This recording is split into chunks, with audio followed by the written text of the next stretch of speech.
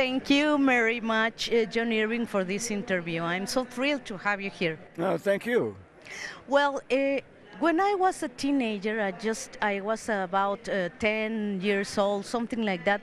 I saw the movie The World According to Garp. Yes. And I fell in love with all the characters, and I thought, a man who writes this story, it's my idol, definitely. That's very nice. I find some resemblance between The World According to Garp and Avenida de los Misterios. Yes. For example, you think a lot about religion. Tell me why religion is a topic in your books. Well, I think Avenida de los Misterios is a good example of how religion plays out in my novels. Yes. I think there's a big difference between the spirituality of religion, the foundation of all religions, not just the Roman Catholic Church. In this novel, the focus, of course, is on the Catholic Church. Yes. But I feel the same thing is true of all religions, that at their heart is a milagro. At their heart is a miracle that people want to believe. And you can understand and feel sympathy for that belief.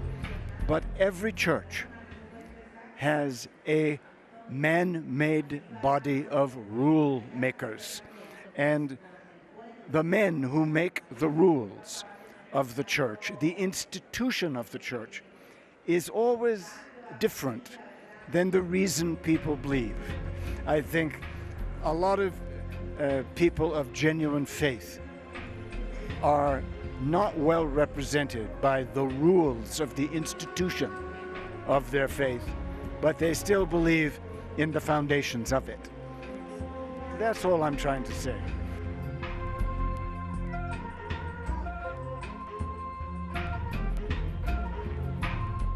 I love this character Flor, as I love Roberta in The World According to God. You are interested in talking about gender and things like that, sexual differences, sexual acceptances? I think increasingly we live in a world when the spirit of tolerance, the spirit of a genuine liberal acceptance of other people's differences, racial differences, religious differences, but also sexual differences. We live in a world where it's more and more essential to be tolerant of minorities and not to bully them.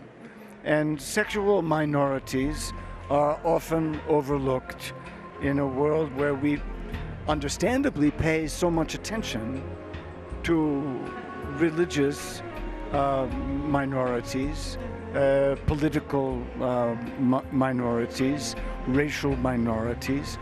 The sexual minorities get overlooked. I've always been a supporter of the LGBT community, and only one of the reasons I'm so upset and disturbed by the US election is how those sexual minorities now in the US really stand to lose the ground they've gained. Yes, that's terrible. And to once again be bullied, and once again a climate of intolerance Will raise in the United States. Anger and hatred against sexual minorities. I'm afraid this will once again rise. Thank you so much, John Irving. It ha sido John Irving en la Feria Internacional del Libro de Guadalajara.